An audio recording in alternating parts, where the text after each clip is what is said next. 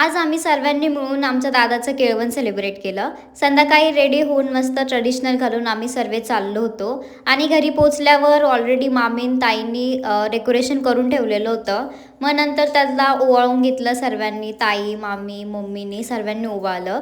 त्यानंतर त्याचं असं काही वेलकम केलं आम्ही एवढ्या सर्व फुलांनी, एकदम छानसं वेलकम आम्ही केलं त्याचं. आणि नंतर ताईंनी दादा आणि वहिनींना पण ओवाळून घेतलं आणि त्यांचं पण छानसं स्वागत केलं. आणि मग आईला पण नंतर मम्मी, मामी त्या सर्वांनी ओवाळलं, पाया वगैरे पडून घेतलेला. आता हे सर्व स्टार्टिंगला ओवाळून बिवाळून सर्व झाल्यानंतर फोटो सेशन चालू झाला सर्वांचा.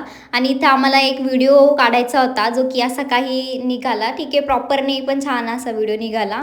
आणि खूप लेट झालं होतं, आम्ही इथे चाललो होतो हॉटेलला जेवण करायला.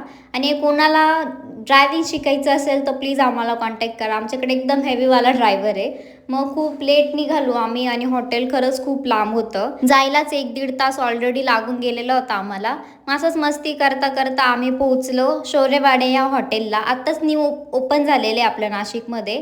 आणि नेमकी गर्दी पण खूप होती कारण की शनिवार होता आणि सुट्टीच्या दिवशी ऑलमोस्ट खूप लोक आलेले होते तिथे.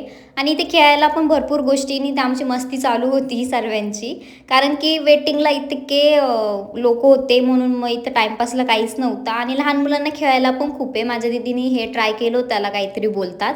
आणि ते भरपूर गोष्टी ॲक्टिव्हिटीसाठी, नक्की या एकदा ट्राय करा. ओके. आणि मधलं तुम्हाला प्लेस पण दाखवते.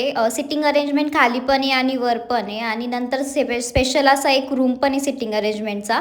इथे आम्ही खालच्या फ्लोअरला बसलेलो होतो. आणि मी तुम्हाला सांगते इथे व्हेज नाही, इथे पूर्ण नॉनव्हेज हॉटेल आहे. आणि इथे स्टार्टर्सपासून थाळी वगैरे सर्व भेटून जाईल. आणि स्पेशल इथली थाळीच आहे, मटन आणि चिकन दोन्ही इथं भेटतं. नक्की एकदा ट्राय करून बघा तुम्ही पण.